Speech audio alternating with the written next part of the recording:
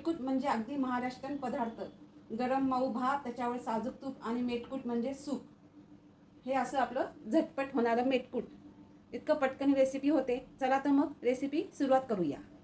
हरभऱ्याची डाळ, अर्धा कप उडदाची डाळ, पाव कप मुगाची डाळ, पाव कप तांदूळ, पाव कप गहू, 2 चमचे धने, मीठ 1 चमचा जिरं, अर्धा चमचा हळद, अर्धा चमचा सुंठ पावडर, 5 लवंग 4 ते 5, 2 लाल मिरची काश्मीरी, पाव चमचा मेथी दाणे, 7 काळी मिरी दाणे आणि पाव चमचा हिंग. गॅसवर कढई ठेवली आहे. गॅस आपण लायटरने चालू केला आहे. तो मीडियम गॅस करूया. हरभऱ्याची डाळ घालूया. सगळ्या डाळी आपल्याला वेगवेगळ्या भाजून घ्यायच्या आहे. एकसारखं ढवत राहा. मंद आचेवरच आपल्याला डाळ भाजून घ्यायची आहे. छान आपलं डाळ भाजून झाली आहे खरपूस.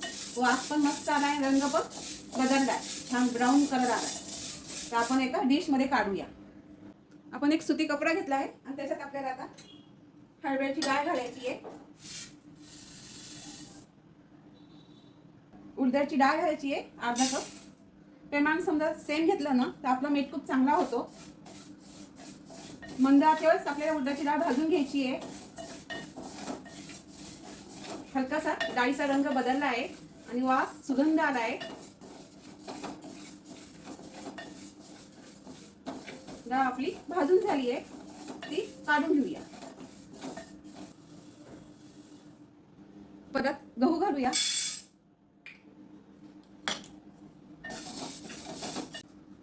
बघा गहू पण छान भाजून झाले. तडतड असा आवाज येतोय.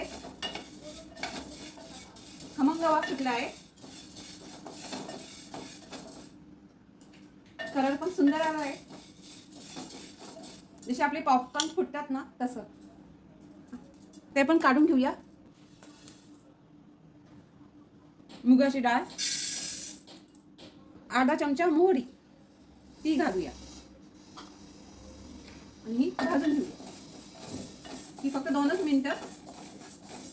डाळ व्यवस्थित भाजून झाली. डाळ आणि मोहरी, रंग पण चांगला आलाय.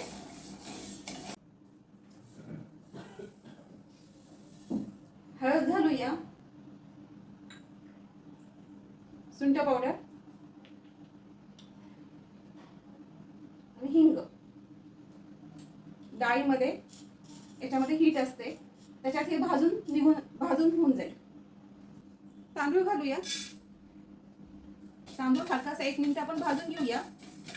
हे डाळ, तांदूळ, गहू सगळं मी निवडून घेतलं होतं स्वच्छ आणि मग नंतर ओल्या कपड्याने ते पुसून घेतलं. मग 1 तास पंख्याखाली थांबलो. 1 मिनिट झालं आपलं. आता हे काढून घेऊया. धने घालूया, जिरं, 2 मिरच्या, काळी मिरी दाणे आणि लवंग. हे 1 मिनिट आपण भाजून घेऊया. छान वास येऊस तर खमंग वास आलाय, खमंग, आणि आपलं भाजून पण झालंय व्यवस्थित. आता आपण गॅस बंद करूया आणि याच्यात मेथी दाणे घालूया. गॅस बंद केलाय आपण. नाही तर मग कडवटपणा येतो मेथीला. मेथी दाणे पटकन असे भाजून निघतात. तर पसरून घेऊया कपड्यावरती. अशाने पटकन आपले गार होतील. ताटामध्ये याच्यासाठी काढले नाही, याला हीट असते, मग ताटाला घाम येतो, ओलावा पण येतो. त्याच्यामुळे कपड्यावरती काढलं की त्याचा जो घाम असतो तो शोषून जातो कपड्यांमध्ये. शक्यतो सुती कपड्यात घाला. असं पसरून घ्यायचं. अशाने पटकन थंड होतात.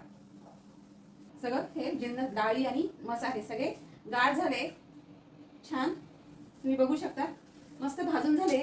आपल्याला फार तर 15 मिनिटं वेळ लागला. आपण 1 कपाचं माप घेतलं होतं.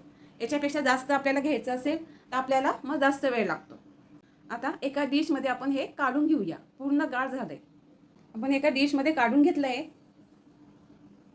चालू बंद असं मिक्सर चालू करायचा. झाकण लावून घेऊया.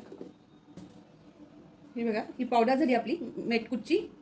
या पद्धतीने आपल्याला हे सगळं बारीक करून घ्यायचं आहे, बारीक पूड करून घ्यायची आहे. आणि आता ही आपल्याला ही चाळून घ्यायची आहे. एक ताट घेतलं आहे, ताटावरती आपण ही चाळणी ठेवूया आणि हे पूड घालूया आणि ती चाळून घेऊया.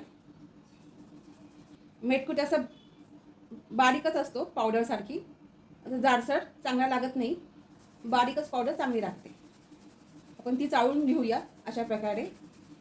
ह्याच पद्धतीने आपल्याला चाळून घ्यायची.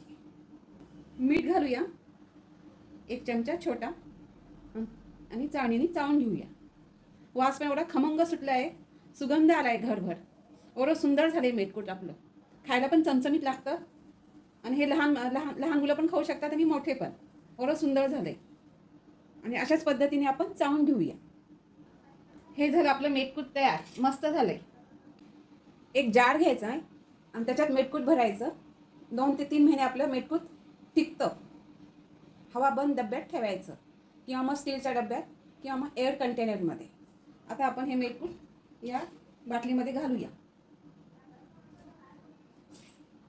जेवढं आपली डाळ, सर्व मसाले जेवढं छान चांगलं भाजेल ना, तेवढं आपलं मेटकूट सुंदर होईल. या पद्धतीने आपण हे सगळी पावडर याच्यात घालूया. हे मेटकूट भातासोबत छान लागतं. भात घ्यायचा, त्याच्या मऊ मऊ असा भात घ्यायचा, त्याच्यावरती तूप टाकायचं आणि त्याच्यावरती हे मेटकूट घालायचं आणि मग ते मिक्स करून खायचं. खूप सुंदर लागतं. तसंच पोळीसोबत पण छान लागतं. या मेटकुटामध्ये दही घालायचं, 2 चमचे मेटकूट घ्यायचं, दही टाकायचं, तिखट मीठ असं मिक्स करून ते पोळीसोबत खायचं. ते पण छान लागतं.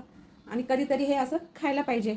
त्याचं जाडसर राहिलं ते कांद्याच्या भाजीमध्ये पण घालू शकतो आपण, सिमला मिरचीच्या भाजीमध्ये पण घालू शकतो किंवा मग आमटीमध्ये.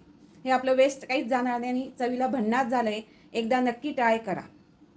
आता झाकण लावून घेऊया आपण पॅक याच्यात आणि मग हे 2 ते 3 महिने आरामशीर टिकतं. 6 महिने पण राहतं, पण एवढे दिवस राहणारच नाही, पटकन संपून जातं. समजा जास्त करायचं असेल तर प्रमाण व्यवस्थित घ्या आणि गिरणीमधून दळून आणा. पारंपरिक सुगंध मेटकुटाची ही रेसिपी तुमच्या मित्रमैत्रिणीसोबत शेअर करा आणि नवीन नवीन व्हिडिओ पाहण्यासाठी सबस्क्राईब करायला विसरू नका. धन्यवाद.